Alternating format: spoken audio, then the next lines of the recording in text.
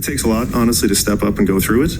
It takes a lot of support from the members around you, and it takes a lot of, it's funny to say, like, it was the scariest thing I've ever done. Going into a burning building, no big deal. Taking care of myself and going through to deal with the impact of what 20 years of firefighting did. It's a lot to evolve there. A lot of room to go. So.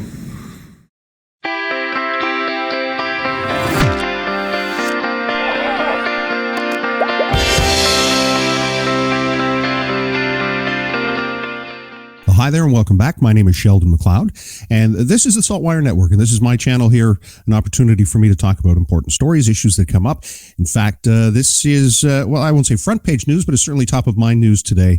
If you head to saltwire.com, Nova Scotia firefighters plead for mental health support, cancer screening. Nicole Monroe did a great job of, capturing a couple of hours of testimony or perhaps witness answers to the Standing Committee on Human Resources. I know these committee hearings don't get a lot of attention in the media, but firefighter Sears, he's actually been someone I've grown to know and respect over the years. Talked about, running into a burning building. That's easy. Admitting that you have PTSD, admitting you have challenges with the work that you're doing, that's an entirely different conversation.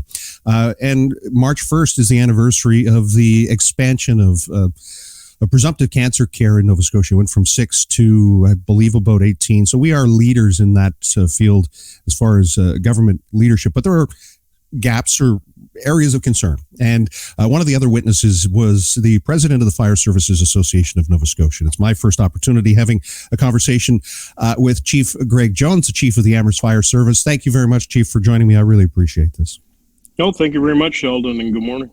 What was your thought when you got the invitation through FSANS to come and speak to members of a legislative committee about fire coverage and fire services in Nova Scotia? Yeah, for me, it was very encouraging when we received the invitation to go to the event. I will say the first thing that went through my mind is exactly what could I bring to the table to actually talk about the entire fire service in Nova Scotia, to encompass everything that we do and everything that's important to all of our members right across the province. And that's the goal of FSANS, or the Fire Services Association of Nova Scotia. Well, about 7,000 members in total that you represent? Yeah, so roughly we represent the whole of the fire service in our province. With that being said, there's about 7,400 volunteer firefighters in our province, and another 600 to 700 career members across the province as well. So we represent everybody when we take issues to the table, and our intent is to ensure that we put the issues forward, we have discussions with government, and we collaborate and educate ourselves and government at the same time. There were a few questions about COVID and its impact on fire services, the volunteers specifically in this province. And I'd love to hear your thoughts on the recruitment part. That is a huge challenge for every single, and it's not just fire services. We have a challenge right through the first responder community. So do we have any answers? Do we have any solutions? Are there any jurisdictions that are doing it right that maybe we could model? There really are no solid answers or solid ways of doing it. Each fire department has had their own ability to find different ways to recruit and retain members. As you can understand, and many others do, COVID caused a big impact to Nova Scotians right across the board. In the fire service, traditionally, we all meet once a week, at least once a week, do our training, we do our fundraising and our social aspects. During COVID, that reduced all that. We weren't able to meet with the public like we normally would. We couldn't meet in our groups to do training. So the fire service went out and had the ability to find ways to work around that. The one issue we couldn't work around was fundraising.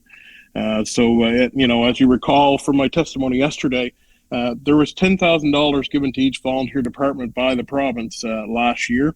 That helped immensely with departments to kind of get them back on the track and to fill that gap for the fact they couldn't do fundraising for so long, which is a major component to keep our fire service running in our province. With that, I'm seeing an evolution where it's much more top of mind to have clean gear, pumps that are inspected and flow test annually, SCBA that's tested, our gear that's inspected, and those costs are hard fixed costs that, you're not going to send anyone into a dangerous environment without having adequate protection. But yet, it seems as though in a lot of cases we're raising money for those basic operational costs. And I don't know if that's something that you've thought about or if FSANS has talked talked about. Is there an easy answer to that very telling and timely situation? No, I totally agree. The costs have gone up on everything. Lately, if you look at the price of a fire truck, a few years ago, we're around about 400,000. We're well over the $1 million mark in some cases now. And I hear numerous situations of that right across our region and also across country. One thing I will say, though, is that we've had the ability as a fire service to prepare ourselves and get our equipment to where we need and continue the evolution of moving forward. At FCANS, we've been looking at this for quite some time and trying to find ways that we can assist our members, to keep that standard to where it needs to be. And actually, if you go on our website, there are standards on there presently for fire service, for interior, exterior, and other things. As you can understand, Sheldon, us at the FCANS, we all volunteer our time to do the work that we do, and we truly appreciate it, and we truly appreciate what we can do to support the fire service in general. And there was a post floating around a few days ago talking about how insurance companies are looking at those types of standards and whether or not fire departments are meeting them. And it's no secret that there's a wide disparity between the abilities of some departments to keep up with some of the more, I'll say, affluent areas that either are supported by municipal councils or they have the ability to raise taxes and funds through area rates. But that said, there's a huge gap between departments, and I'm wondering, is there ever a discussion about that? I know amalgamation, that word was used yesterday, but that's a dangerous situation where fire departments were founded in rural communities from people who just wanted to pitch in and help. And there's a lot of heritage and history there. So it's a long roundabout way of asking, are we taking into account that big gap? Yeah, so one thing that we've looked at and we identified again yesterday on behalf of the fire service is governance in our province. We need to take a solid look at governance. We need to take a whole of government approach to what that actually looks like and what the requirements are for our members. In Nova Scotia, we do not have any set standards for fire service. Many other jurisdictions do. And in our province, we had a department responsible for governance and for fire service standards. It would assist departments in understanding exactly what's required. As you point out, or as was pointed out, the Office of the Fire Marshal was moved out of the Labor Department, moved into with the municipal services, and then now it's moving back again. And I mean, I don't know what that says about the priority that's given to the governance of fire service in Nova Scotia. I know people in the Fire Marshal's office have their opinions, but we talked about equipment to making sure it's up to standard. The issue of mental health, that's one that's evolving as well. And I'm curious, I know you were asked if you had a magic wand, the three things that you would want. And one of those things you said was mental health. That was the first thing you said, mental health, and obviously presumptive cancer coverage. So what can you say to that for us? Yeah, so for me and most members in the fire service, mental health, cancer coverage, they're very top of mind for us. I started in the fire service at a point in time where we kind of hid that stuff away. We didn't look at the big picture. It's very important that we not only look at the big picture now, and us as current members, we take care of ourselves, but also for new members joining the fire service, we need to have a plan. We need to be proactive. When individuals first join, we need to be up front. We need to have that conversation that started out right from square one. But mental health for me and cancer coverage it's been very important. And a couple other things that have come out of that that's even more important or just as important to that is operational dispatch in our province and also the importance around the governance. All three of those for me are my top three of importance in my mind that I really want us to hone in on these next little bit. Can you talk a little more about the dispatch issue? Because there are agencies in my community that are dispatched out of the valley. Some are dispatched locally. So what is it that you're hoping to see happen or change? Yeah, what we're hoping to see is that there's a standard within our province around dispatching and what dispatching needs to look like. One thing I did bring up, there's not always a backup capability for a dispatch center. So unfortunately, when dispatch goes down and there's no backup, as a fire service, we can't get requested to respond out to the field. So that's one of the things that we've asked for around operational dispatch is a standard and support to make that happen. As you mentioned earlier, Sheldon, not all municipalities and not all organizations have the ability to financially support everything that needs to happen to keep moving forward. And we do need some assistance to make that work. There was also a survey not long ago suggesting maybe the federal tax credit needs to increase. I don't know anyone who joins the fire service for $250 worth of license plates and, hours of work and training that they are really only given maybe $1,000 or $2,000 worth in a tax credit. So is that a key to recruitment? It is very much a key to recruitment. As minor as supports for the fire service may seem to be, each one of us in the fire service see those supports in different ways, and there's benefits to us. It's a valuable point to recruitment, a valuable point to retention as well of members. We have been watching here in Nova Scotia the developments around the tax credit that's being talked about at the federal level. I know MP Johns went through from out west about a year ago now, or a little better, and started a conversation on that. We've seen it on TV through House of Commons. So here in the province, we are keeping an eye on that.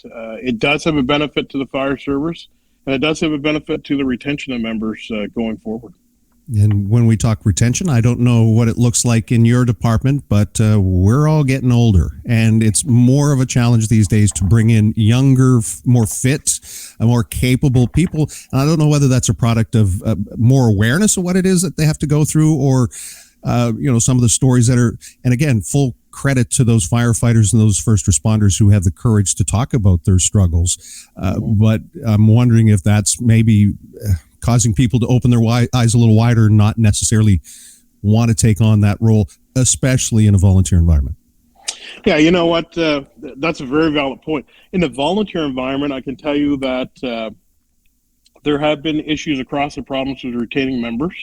However, one thing is how the department sells ourselves to bring new members in.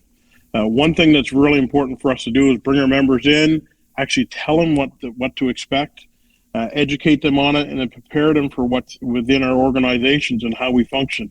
And the most important thing is when a member joins your department is make them part of your team and take them along. I could say in my department, and I know it's right across our province, departments bring members in. You're part of a family when you become part of the fire service. And that's the most important part. And it's the one thing when we speak to folks across the province that they take for granted sometimes, that the fire department is a family. It's a lifelong traditional thing that's happened since back in the 1800s across our province. And we need to focus on that tradition and being part of a family. And that's what we do when we go out and deal with situations, whether on a fire scene or in-house or training or whatnot. We're functioning as a team and as a family when we do that. And just like most families, it can be, dynamic and sometimes a little dysfunctional. But that's human nature. That's how it works. In a lot of ways. Chief Jones, what made you want to become a firefighter? What made me want to become a firefighter? I've always wanted to be one. For me, as a child, as a young age, I always liked to see the fire truck go by and hear the bells whistle and that. But the most important thing for me is the aspect of providing service back to the community. I have the support of my family. My family supports me very well with what I do. If they didn't, I couldn't get up at 2 and 3 o'clock in the morning and be gone for a day or so. So that's kind of what supports me and provides me with the ability and the interest to be in the fire service. And we need to find ways to support individuals right across the province to be a member of the fire service, whether volunteer, career, or composite, to continue the work that we do across our province. And the follow-up is, what made you stay? The people, to be honest. The members in the fire service is what makes me stay.